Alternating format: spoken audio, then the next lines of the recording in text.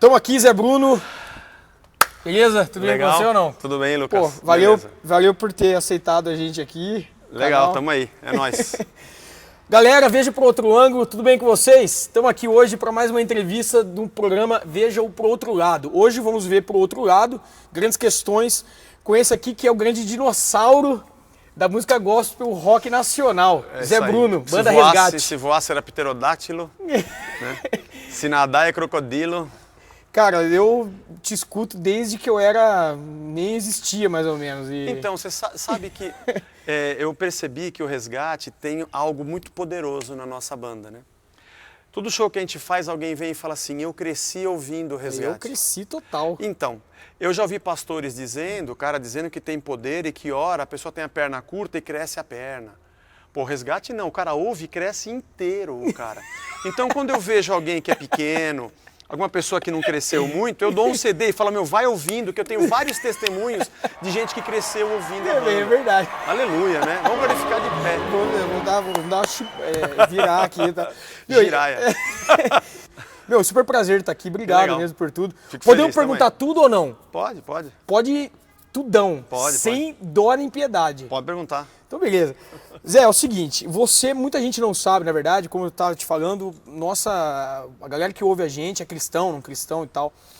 E a gente está num período complicado da política brasileira e você foi deputado estadual na última legislação, na penúltima, desculpa. E você então foi deputado estadual. Eu queria que você falasse um pouco da sua carreira política. Foi uma corrida, não foi bem uma carreira. Foi um mandato só. Para mim não foi uma boa experiência. Eu não tenho uma veia política. Acho que foi algo circunstancial, o convite. Na época eu pensei que talvez pudesse ser um negócio legal. Eu sou engenheiro civil de formação. Achei que poderia participar. Participei de algumas comissões de obras públicas, por ser pastor da CPI da pedofilia do Estado. Pude participar de algumas coisas, mas eu confesso que eu não tenho tique nervoso para a política. É um processo que o cara tem que ter vocação para fazer aquilo, tem que ter vocação, tem que ter o conhecimento, tem que ter estômago, porque é muito lento, é muito burocrático. E eu acho que a gente pode fazer coisas melhores não estando lá. Não estando lá. Eu penso assim, é óbvio que a igreja, como cidadã, ela tem o seu papel político na sociedade. O cristão tem que ter consciência política, tem que ter opinião, tem que saber votar, tem que ter liberdade de escolha e consciência de escolha, mas cada um no seu papel. Acho que a pessoa tem que ter uma vocação para aquilo, não é o meu caso. Não foi uma boa experiência para mim. A gente sempre aprende alguma coisa, isso é legal, mas quando acabou o mandato, entreguei a chave do gabinete e fui viver minha vida sem tentar reeleição, nada, não era minha. A banda Resgate, na minha opinião, assim, ela está entre as principais na abertura do movimento de evangelismo, principalmente na década de 90 no Brasil. Sim. Eu lembro uma época, a igreja era muito fechada nas quatro paredes, a gente ouvia muito isso, que você não pode ir para o mundo, o tal do mundo, né? E veio o Resgate, Catos Barnett, Oficina G3, o próprio Fruto Sagrado, a gente estava conversando, enfim. Vocês fazem parte desse tempo. Como que foi nessa época? Até a questão do preconceito, o que vocês sofreram? Não, sofrimento não teve, assim, não passamos por nenhuma hostilização por fato de... Tocar rock. As igrejas que a gente ia, os eventos que nós íamos, quem convidava já queria fazer aquilo, queria fazer evangelismo, né? Não aconteceu da gente ir para algum lugar que não queriam ouvir o que a gente tinha para falar. Mas eu sei que houve resistência, mas não chegou até a gente, não chegou perto da gente. Naquela época, eu acho que o Fruto Sagrado, talvez, fosse a banda mais politizada, com letras... Se você ouvir as letras do Fruto daquela época, o Marcão e o Benlio escreviam muito bem. Tá na hora de acordar e ver que o planeta está morrendo. Eles tinham letras muito legais. As nossas letras também eram bastante voltadas para o evangelismo. Eu acho que isso foi perdido no meio do caminho. O movimento, quando começou, e era apaixonante, o nome gospel era apenas para ser uma estratégia, para o cara não saber que tipo de música era aquele, ir num show vamos dizer assim, um evangelismo de emboscada. Quando ele chega lá, é emboscada. Essa é boa definição. É um cristão que está cantando. Mas as letras, você pega as letras da Oficina, Valéria, né? Ou mesmo o Rock da Vovó, o Catos Barneia, Extra Extra, as músicas, elas não eram músicas para você cantar num culto. Apesar de ser uma música cristã, ela tinha uma vertente de missão muito grande. Claro que a gente cantava na igreja, cantávamos músicas congregacionais, cantávamos as músicas do Asaf, do Ademar, tudo bem, na igreja era uma música vertical, onde nós nos comunicávamos e adorávamos a Deus. O trabalho da banda era um trabalho mais horizontal. A gente tem algumas músicas no Resgate que são um pouco verticais. Perfeitamente. O Praise é um disco assim. Mas a maioria das músicas do Resgate, elas não somos nós falando para Deus, somos nós falando de Deus. Coisas do reino. A ideia é você levar como uma missão, a música como um veículo. E o rock, ele penetra na galera, né, na juventude. A gente curte também, a minha infância toda foi ouvindo rock. Então ela tinha essa vertente, isso se perdeu, a gente quase você não tem mais grupos que continuam fazendo isso. Virou, por isso que tinha resistência, porque as igrejas falavam, como é que eu vou cantar isso na igreja? Isso não é louvor. Exatamente, isso não é louvor. Não é louvor. Louvor é uma coisa que eu canto para Deus, é minha adoração. Não deixa de glorificar a Deus, a missão também glorifica a Deus. Mas ela tem uma outra vertente. Ainda hoje, nós estamos em 2015 para 2016. Outro dia a gente foi tocar num show no Rock no Vale, nós tocamos uma música do R.E.M., Losing My Religion, e nós tocamos Living on the Edge, do Aerosmith. As duas músicas têm uma mensagem muito forte, não são de bandas cristãs, mas caramba. Living on the Edge é uma mensagem muito legal, diz que a humanidade está vivendo no limite de um colapso. Porque nós estamos enxergando o mundo de um jeito diferente, estamos julgando as pessoas pela cor da pele. Eu falei, isso aqui é a cosmovisão cristã. Vocês tocaram lá? Nós tocamos essa música. Não, a galera curtiu. É um ambiente que a galera entende esse tipo de coisa. Mas tem gente na internet que fala, não precisa disso para glorificar a Deus. Mas você não está entendendo, cara. Isso aqui não é uma música de adoração. Eu estou passando uma mensagem, eu estou falando de Cristo para alguém usando a música que ele já conhece, que ele ouve no carro dele, dizendo, está vendo o que você está ouvindo? O que você está ouvindo fala... É a mensagem que está aqui nessa palavra aqui, ó. Então a gente perdeu um pouco isso. Eu acho que a música gospel ela se tornou uma coisa chata, ensimesmada, né? Eu lembro uma vez o próprio Silas, e aí eu quero entrar numa questão que você estava até comentando do que você ouvia de rock e tal. O Silas do Fruto Sagrado. Eu lembro que ele foi pregar uma vez e ele comentou e falou assim, a galera faz música com letra que só tem dentro da igreja, ninguém entende. Exatamente. Umas coisas, ele até falava do tal do Shekinah, umas coisas, ele falou, cara... o Shekinah e a unção da glória que eu toquei na orla do manto. Mano, isso aí é grego para quem tá fora. Grego. Tudo bem, se você... Uma coisa é você glorificar a Deus. Se bem que algumas dessas palavras nem Jesus usava, porque hoje a gente não tem... Hoje nós somos uma religião cristã, vamos dizer, somos... De uma maneira geral, não são todos que são assim, mas a realidade evangélica hoje é uma igreja cristã que não tem Cristo. É uma igreja que vive por causa da ressurreição, se é que vive, mas não prega a cruz. Ela é cristã sem Cristo porque só prega Antigo Testamento e só prega judaísmo. E é uma igreja evangélica que não prega o evangelho, não prega boas novas de salvação. Prega um triunfalismo, prosperidade, como você ter o que você quer, um antropocentrismo misturado com feitiçaria, junto com judaísmo, com uma capa de Bíblia, onde Deus é um servo da sua vontade, e o materialismo da prosperidade, e chama-se isso igreja evangélica, né?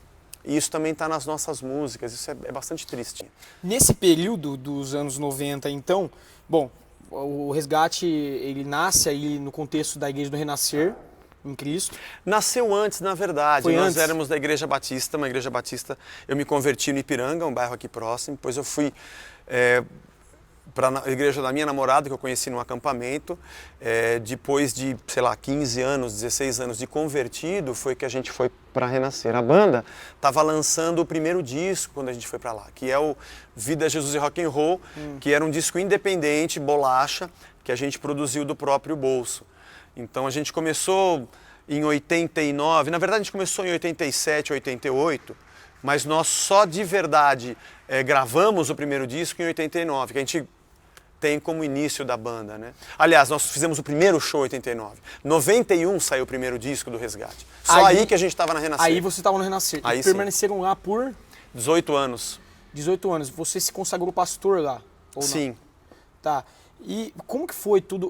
Uma coisa que eu tinha curiosidade de perguntar, esse período todo, a questão do quando caiu o teto da igreja, que, pô, repercutiu no Brasil inteiro, as questões dos líderes da igreja terem sido presos e tal.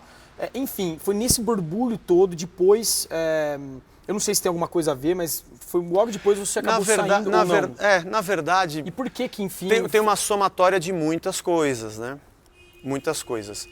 Uma das principais, talvez seja a espinha dorsal, é você começar a questionar a teologia. Acho que essa foi uma das primeiras coisas. Que é quando você percebe que esse triunfalismo, a pregação da prosperidade, ela começa a tomar o lugar da cruz. Então, ao invés de eu me arrepender porque eu preciso de Cristo, eu vou fazer alguma coisa para ser abençoado. É muito parecido, mas é bem diferente. Ao invés de eu pedir, Senhor, seja feita a tua vontade, eu faço algum ritual para que Deus faça a minha vontade. O triunfo de eu conquistar alguma coisa parece que tem mais valor do que aquele de Deus conquistar algo de mim.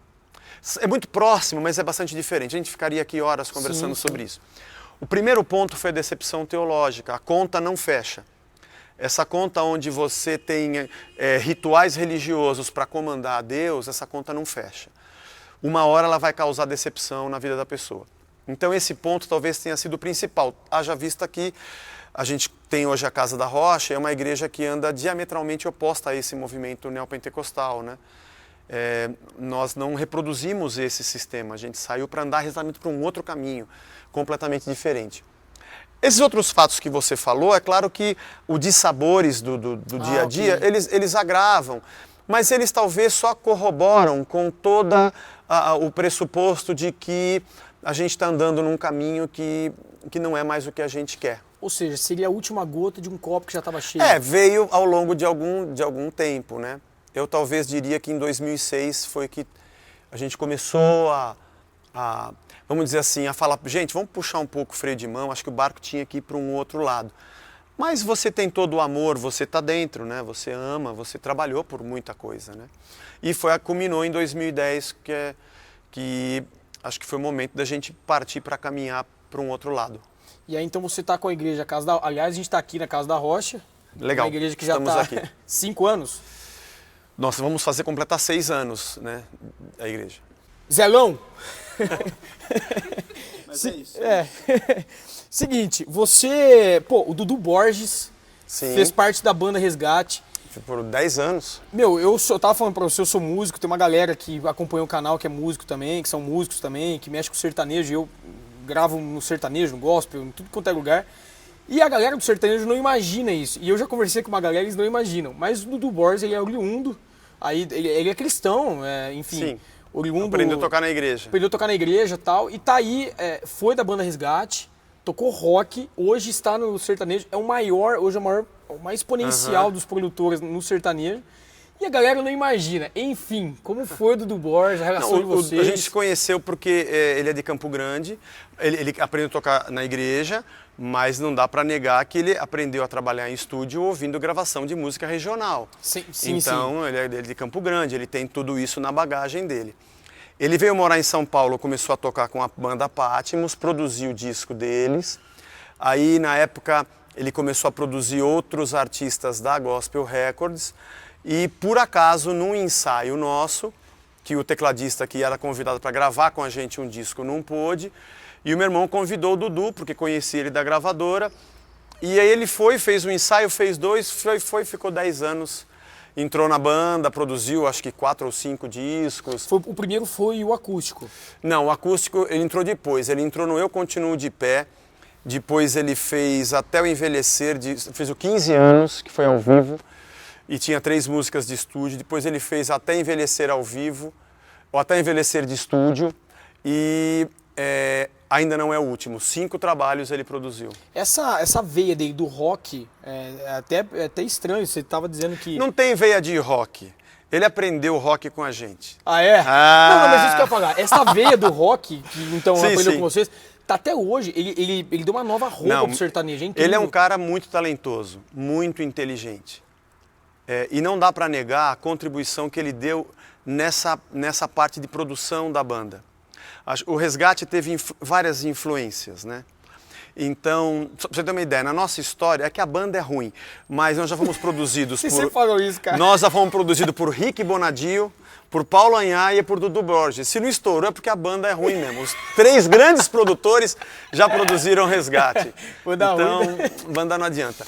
Mas o Dudu ele é muito inteligente, ele é um cara muito bom. E eu não tinha dúvida de que ele ia arrebentar.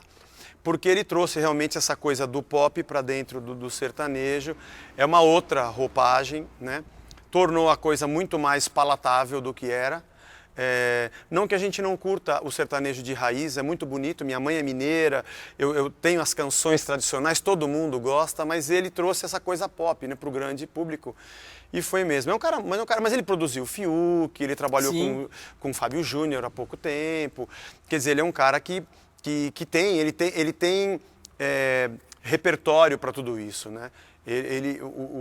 Quando você abre o dicionário dele, ele tem um vocabulário extenso, toca muito bem, ouve muita coisa, está muito antenado com o que acontece fora, e foi muito legal. Infelizmente, a gente conseguir coordenar a agenda dele e a vida profissional dele com a banda, porque chegou um momento em que a carreira profissional dele se tornou muito maior do que a carreira do próprio Resgate.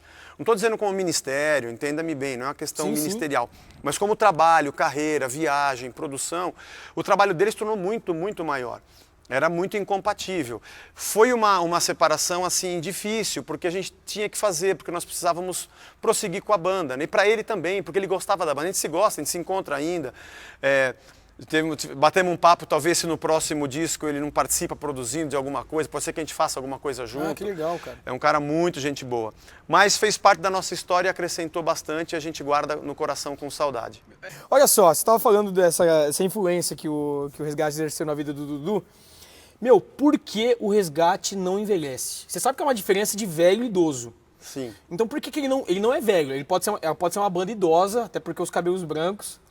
Olha, eu tô tentando ver se eu vou no show dos Rolling Stones ano que vem. Os caras têm 50 anos de banda. E eu ouvi a última música que eles lançaram, acho que o ano passado, e é tão atual ou mais do que um monte. Aliás, a letra deles talvez seja mais profunda e mais contestadora do que muitos moleques que pisam na distorção e saem tocando hoje. Eu acho que a sua música, ela é uma coisa que ela é você. E ela não pode envelhecer com você. E você não pode envelhecer apesar dela. Então, minha cabeça continua a mesma, o corpo fica velho. Mas eu continuo gostando do mesmo som que eu sempre gostei. Continua de pé. A gente continua da mesma forma. E eu continuo querendo fazer a mesma coisa. O meu desejo ainda é falar com esse público. Ainda é ser um cara contextualizado com a sociedade, com o que está acontecendo. Eu quero levar as boas novas de um jeito que a pessoa compreenda e que faça sentido para o mundo que ela vive hoje. Para o jeito que ela enxerga o mundo hoje ao redor dela. Entendeu? Eu preciso fazer uma pergunta, mas dentro disso que você está falando, eu preciso falar algo. Eu fui num show de vocês, agora o último que eu fui, eu estava até te falando, aqui no interior de São Paulo, na cidade de Vinhedo, dentro de uma igreja, a voz que me levou. A gente fala a voz que não pode falar o nome dele. Ah, entendi. Tem uma... Entendi. Tem um esquema místico, assim. Sim. Quem é? Quem é? Mr. M. Um dia nós revelaremos, a língua enrolada não ajuda ainda. Legal. De acordo com o público. Mas eu confesso que eu tinha porque fazia tempo que eu não ia, eu tinha uma expectativa de falar assim, quem é que está lá? Quem é que vai ao show? Porque tem tanta coisa hoje.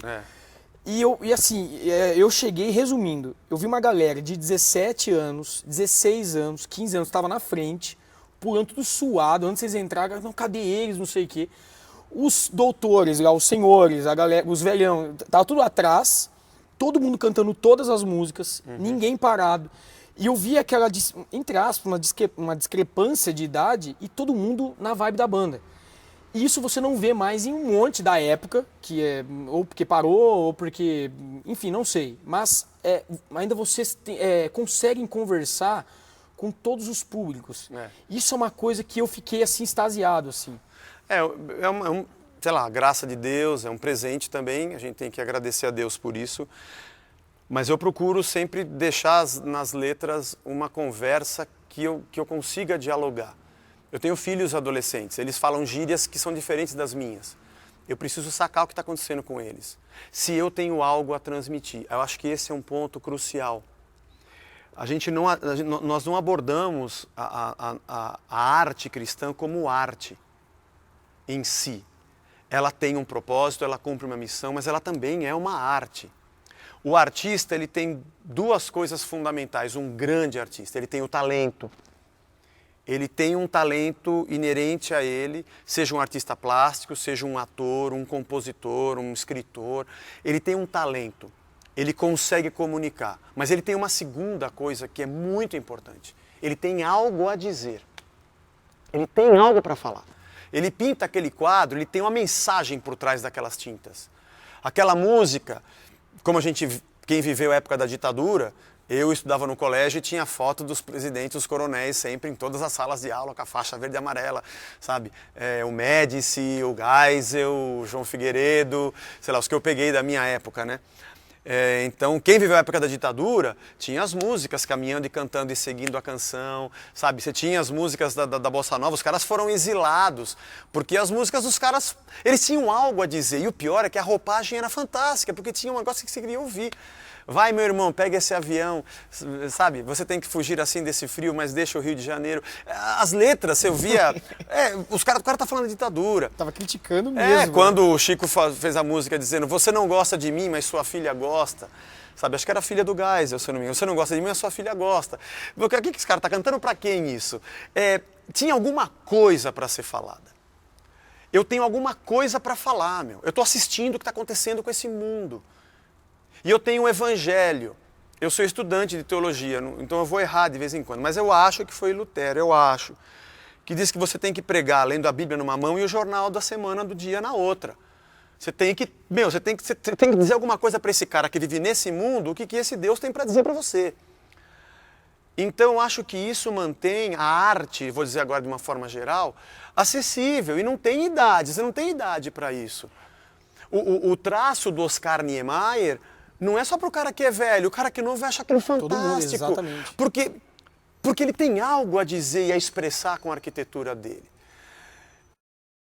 Meu, dentro dessa coisa da letra, né, Jack Joyce, em português é difícil. Eu sou professor de filosofia e teve no colégio onde eu dou, né, numa rede de ensino famosa no Brasil e tal, a professora de inglês, que não é cristã, e eu, nessa vibe de até de passar uma mensagem diferente, ela estava num momento difícil da vida dela, eu estava no computador, eu falei, já sei, eu queria puxar assunto com ela. Eu peguei essa música, falei para ela, eu falei assim, olha, escute essa música em inglês. Escuta essa música. Ela começou a escutar, e ela falou, eu não estou entendendo, e porque é uma letra, tal, em inglês. Aí eu parei assim, mas um minuto, parei e falei assim, agora você vai escutar em português. Ela falou, mas como? Escuta em português, pensa em português. Cara, ela ficou emocionada, falou, não acredito que essa música tá falando disso. Ela falou, daqui, de quem que é essa música? Dessa banda, tal. Ela pegou no YouTube e ela levou para todos os alunos. Aquele ano, ela fez um trabalho com essa música. Olha que legal. Ensino fundamental, né? Então, a partir do 5º ano até o 8º, depois ela pegou o ensino médio para falar das questões da linguagem, a fonética. Ela fez uma aula em cima da música de uma banda que ela nem sabia. Eu não ganhei nada. Isso, eu não ganhou nada. Mas assim, olha como que a mensagem foi passada. Sim. De uma forma, uma brincadeira, entre aspas, aí, uma coisa da fonética, do português sim. Com o inglês. Agora sim, vocês têm uma música chamada Eu Vou Me Lembrar. Sim. Há uma frase nessa música que você diz assim, vocês dizem, né? Lembre-se e dos mercenários que cobram para nos dar o que é de graça. Essa frase para mim marcou, nessa pergunta que eu queria fazer, é uma discussão muito grande com relação a essa ideia do cachê, da grana, dos músicos da igreja que ganham, tal, dos shows, etc. Quando eu escutei essa música, e eu tava com alguns músicos que não eram cristãos, e a gente tava escutando, tal, a galera conhecia, e fizeram um comentário dessa frase. Eu falei, eu vou perguntar isso para ele um dia, se a gente tiver oportunidade. Essa frase é uma crítica às igrejas que vendem milagres. O acesso a Deus é pela graça. Foi o sangue de Cristo que abriu o caminho para que eu pudesse chegar até Deus. Só que você entra numa igreja, você tem que comprar um lenço, você tem que dar uma oferta especial. Quando Cristo morreu na cruz, o véu do templo foi rasgado. Isso significa que todos agora têm acesso a Ele. Só que parece que alguns líderes correram e costuraram de novo o véu e ficam na frente dizendo, não, tem que me pagar para poder entrar. Eu falei com ele e tenho algo de Deus para você. Então você tem que se lembrar desses caras que estão querendo te cobrar o que Deus já te deu de graça.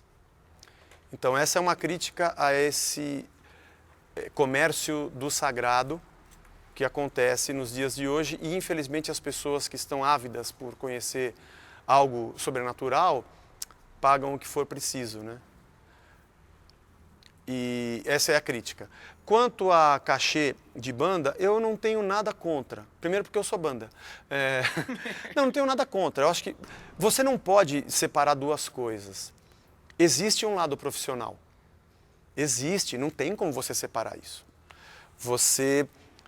Não dá para você falar assim, vem aqui na minha cidade tocar. Eu vou sim. O que você quer que a gente faça? Se você me disser assim, Zé, você é um missionário da música? Não, eu não sou um missionário da música. Mas isso não significa que eu não cumpra a missão. Entendi. Que eu não cumpra a missão. Porque para eu fazer o que eu faço, eu tenho que gastar tempo. Para a gente compor o que compõe, para produzir o que se produz, custa caro. Para você ter o instrumento que tem e para você poder ter tempo de parar e fazer da arte algo que realmente transmita, você tem que... Não dá para você falar para o cara, senta aqui agora e pinta um quadro. Não, você tem que esperar. O cara é um artista, ele vai sentar, ele vai rabiscar, ele vai assistir. É um outro lado do cérebro que vai funcionar. E isso custa. Agora então, o que eu acho, e vou dizer que isso acontece muito com o Resgate, a gente não vive da banda. Eu gostaria de poder viver da banda. Eu gostaria de poder ganhar melhor e a gente poder não depender de mais nada para poder viver. Já aconteceu épocas da gente ter um ganho melhor, mas a gente nunca sobreviveu, mas ajuda bastante. Tem gente que vive disso. O que você pode questionar é o fato de ter artista que cobra muito caro. Mas aí... Eu acho que a crítica dessas pessoas vai até em direção a isso. Dos caras pode ser. Mas como é que você vai dizer que está errado se tem quem paga? Mas aí eu acho que é um problema que você vai discutir de qual lado? Lado profissional? O lado profissional é demanda, é oferta e procura. Se a prefeitura quer fazer um show, ele tem uma verba e quer contratar o músico gospel, ele vai contratar. E vai pagar. E se aquele povo todo vai querer ir lá e vai assistir, isso vai ser importante para o evento da cidade, vai ser. Agora, você quer me perguntar o quanto quem está fazendo ou quem está assistindo, porque não é só quem faz, é quem assiste, de verdade está fazendo aquilo por Deus ou pelo dinheiro, é um julgamento que você vai ter que entrar na cabeça das pessoas e no coração. Eu conheço uma pessoa que consegue fazer isso, Deus, o Espírito Santo. É claro que pelas atitudes você conhece quem é discípulo ou não, mas é muito difícil você julgar. O que eu vejo, agora eu vou ir para um outro lado, é que o fato de você ganhar dinheiro não é o problema. O problema é o que você faz com esse dinheiro. Esse é o problema. O problema é quem é Senhor na sua vida. Então, eu ver um artista que não é cristão fazendo projetos sociais e se envolvendo com...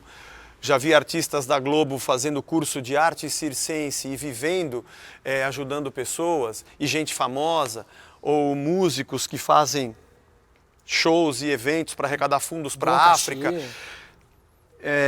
A minha pergunta é o que acontece com o cristão. Porque o cristão ele tem um pressuposto, ele não tem para si. Isso não reclame comigo, isso é Bíblia. Deus aumenta a nossa sementeira para que aumente o fruto da nossa justiça. Então tudo que eu tenho a mais, eu agradeço a Deus porque eu posso repartir mais. A partir do momento que eu tenho, porque isso me alegra, e eu trabalho para que eu tenha mais, e eu peço a Deus que me dê mais, é porque talvez Deus não seja o fim da minha busca, Ele é apenas um meio para obter o que eu quero. Então o fim da minha busca é o dinheiro, e o amor ao dinheiro é a raiz de todos os males. Agora é óbvio, você fala assim, poxa, eu queria que o artista viesse cantar na igreja, mas o cachê é caro. Bom, aí é uma coisa que você pode discutir bastante. Exatamente. Aí você pode discutir bastante. Aí cada um tem a sua política, a sua maneira de trabalhar isso. Mas eu não entraria no lado que você diz assim, poxa, mas então o cara cobra para pregar o evangelho? Não, você mesmo pode pregar o evangelho. Ele cobra para fazer um evento. Aí uma outra coisa é que a gente, no nosso meio cristão, a gente separa as coisas quando é erroneamente conveniente e junta as coisas quando é pior ainda conveniente. Então, eu não sei separar o lado profissional e artístico da vocação, quando precisa, e quando eu tenho que separar as duas, não sei se dá, eu quero fazer uma miscelânea espiritualística das mais horríveis possíveis. Mas uma coisa eu acho que é base, pelo menos eu carrego para mim, se eu vou fazer algo, eu preciso que alguém pague a minha passagem, eu preciso que alguém, por favor, me busque no aeroporto, que por favor dê um lugar para eu dormir e, se possível, dê comida para eu comer. E se ele quer fazer um evento musical, que ele coloque um bom aparato musical, porque na minha cabeça eu não estou preocupado em falar com quem está sentado na igreja, apesar de que eles gostam muito do Resgate, compram os CDs e eu sou grato por isso. Mas eu estou preocupado com um cara que nunca ouviu falar de Jesus e que na semana passada ele foi assistir a Ivete Sangalo e convidaram ele para um show gospel e é um som horrível, é uma luz que acaba com os olhos dele, você entendeu? É uma qualidade musical tosca e o cara não quer nem parar para ouvir porque a música é uma chatice com uma letra que ele não entende nada porque o cara mistura grego com hebraico, com espiritualeza e ninguém sabe o que ele está falando do manto, do bálsamo, do nardo e do Leonardo e você não sabe nem o que está acontecendo. Agora, se o cara quer fazer missão, então faz direito. Então faz direito.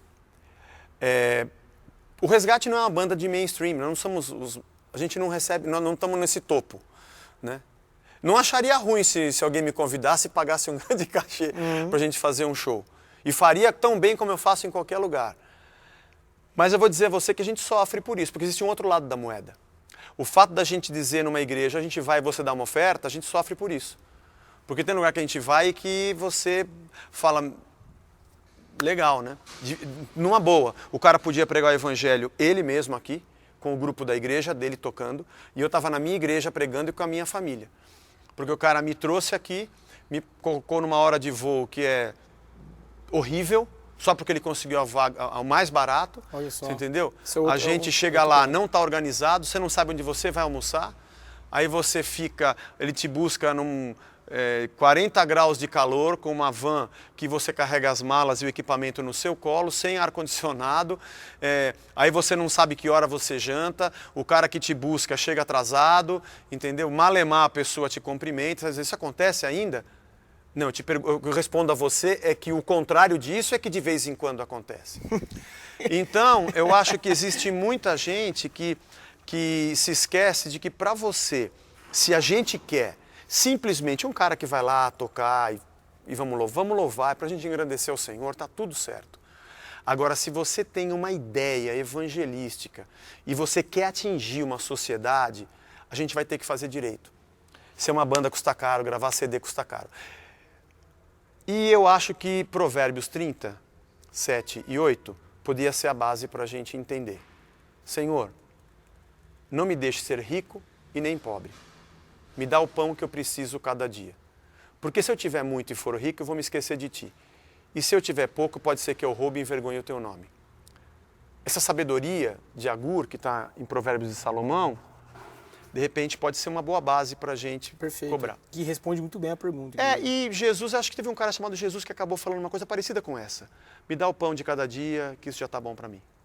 Tem um camarada também, um tal de Paulo. Ele falou, bom esse cara. Ele falou alguma coisa do tipo, aprendi a viver na escassez, aprendi a viver contente em toda e qualquer situação. Posso todas as coisas, aquilo que me fortalece, que a galera acha que é para ganhar. Mas a mesma igreja que prega a prosperidade e que faz as pessoas se apaixonarem por carros novos, por cargos e títulos, que faz a pessoa fazer de tudo, fazer campanha, doar coisas, fazer rituais, oferecer sacrifícios e comprar objetos sagrados para se dar bem na vida, é desse meio que surgem os músicos que se dão bem na vida. Exatamente. Como é que você quer que esse cara seja diferente? Pera, pô. Esse materialismo travestido de evangelho é o dia a dia do cara, é isso que ele vive. Tem uma matriz. Ele tem uma matriz, ele não saiu do nada. Aliás, quando ele canta, ele prega isso, ele fala dessas coisas, ele fala das conquistas, ele fala... Esse hedonismo está dentro do cara, está na música, está na igreja, está na pregação. O engraçado é que o irmão que fez a campanha e ganhou na Mega Sena, não vamos brincar de Mega Sena, mas que foi promovido e ganhou dinheiro e fez o quê? Ou um outro que vende camiseta evangélica na feira gospel e ficou milionário, o cara não critica, porque ele prosperou. O músico não, o músico está errado porque... Então, mas aí não dá pra gente discutir, porque no meio onde não tem a cruz e Cristo não é o centro e vale tudo, com que parâmetro eu vou discutir quem está certo e quem está errado? Esse circo cria esses monstrengos, então não tem o que fazer.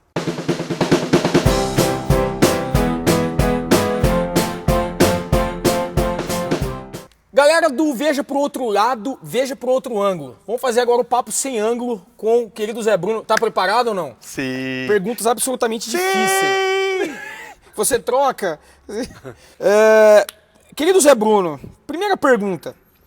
Você já dormiu um Transformer e acordou um Fusca? Sempre dormi Fusca e acordei Fusca. Quem você prefere resgatar?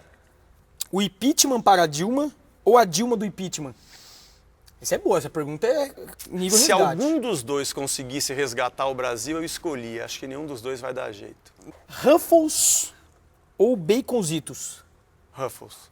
Cara, o primeiro, eu também prefiro Ruffles, cara. A Baconzitos dá um bafo desgraçado, a mão fica fedendo. Não dá. A gente fez essa pergunta para o Alexandre Pozzo, ele escolheu o Doritos. Não, o único que deixa cheiro, mas é bom, é o Cheetos.